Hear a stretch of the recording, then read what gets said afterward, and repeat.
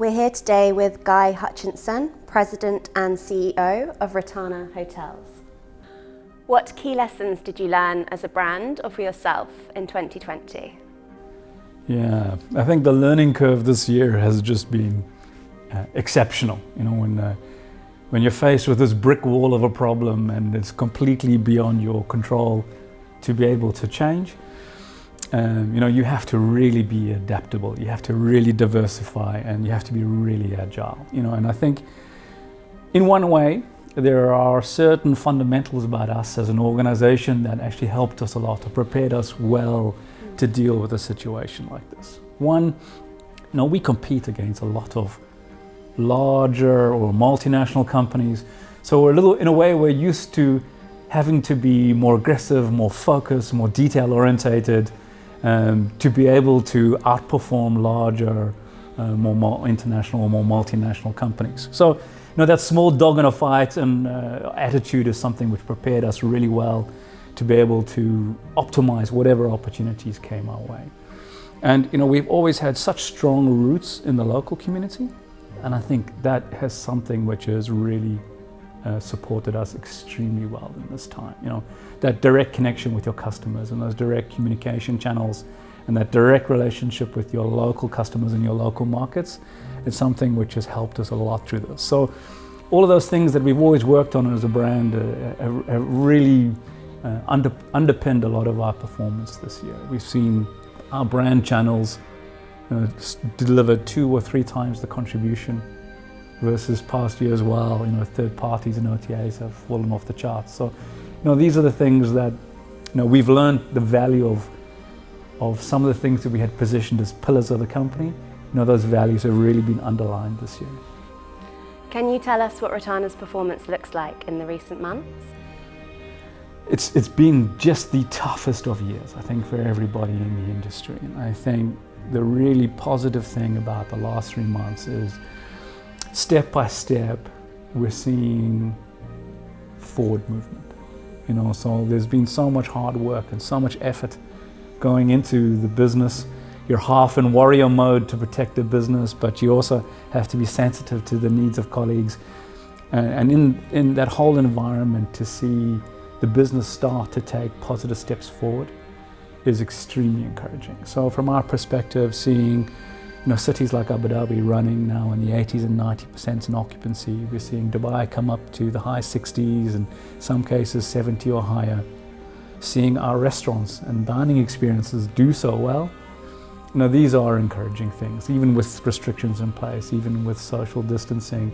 Seeing those gradual step forward piece by piece in the business, really, really important for us.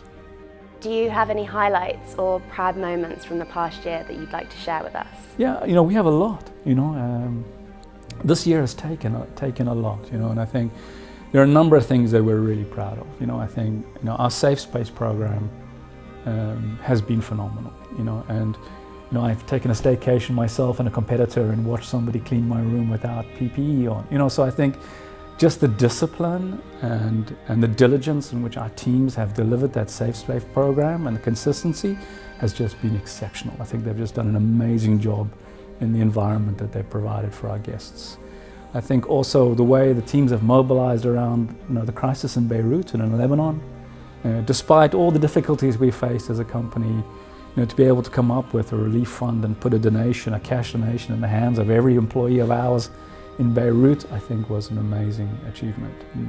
But probably one of the things I'm proudest of is just the agility of our teams. How quickly people dropped, what my job is or isn't mentality, how quickly we adapted, how quickly we dropped those sort of traditional workflows, and how fast people were to seek out new opportunities, to think laterally, and to do what needed to be done to keep the business moving forward. What are your predicted trends for 2021? I think there are some definite underlying trends that we're going to see for some time. I think one of the impacts, positive impacts, if any, that's come out of this crisis is we've seen a real focus on wellness. And I think people, health, well-being, the importance of health, importance of well-being, the importance of family and the importance of relationship has really emerged very strongly.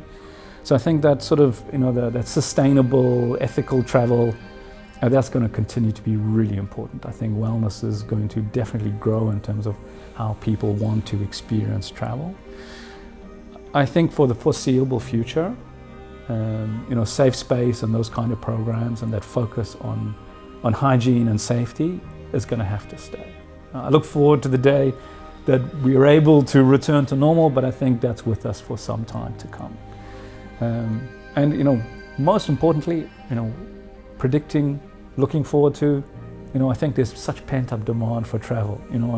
Just looking forward to seeing some of that travel possibility return and us to be able to go back to doing what we do, which is deliver hospitality. And what do you think the future does hold for the hospitality sector? I think we've got some hard yards in front of us. I think it's not an immediate return to where we were in the past. I think we've got 6 to 9 months.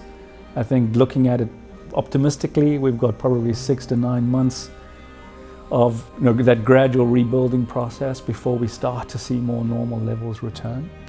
But I think we'll see a quick return. I think we'll see, and I think the human races or humans, we're incredibly resilient as a species, and I think that pent-up demand for travel is going to return. I think we're going to solve a lot of our issues. I think the development around vaccines is extremely encouraging. So I'm really looking forward to being able to travel, to be able to see travel come back, and us to be able to recapture a little bit of that normality of existence. What will Rotana be up to in 2021? Do you have any new openings or offers? Yes. We're doing some fun stuff. I think, for the first time now, we're doing, to encourage again our local market, we're doing an all-inclusive program for, all of our local national customers, so to experience staycations a little bit differently. I think you have to put a slightly different twist in it to keep it interesting and to keep people engaged. So that is an important part of what we're going to do. I think, the development story is continuing. It's interesting, although next year openings have slowed a little bit. We have an opening in Jordan, we have an opening in Erbil in Northern Iraq, and we have an opening right now, today, in Dubai. But we've seen also that development pipeline continue. So although there might be a 12-month break, the growth story continues. We're seeing actually a lot of interest, particularly in the last 5 or 6 months. We're close to now signing 5 or 6 new properties in new locations in Northern Africa. So that story is definitely going to continue. That's wonderful. Thank you so much, Guy, for sharing your insights with us today. Thank you for your time.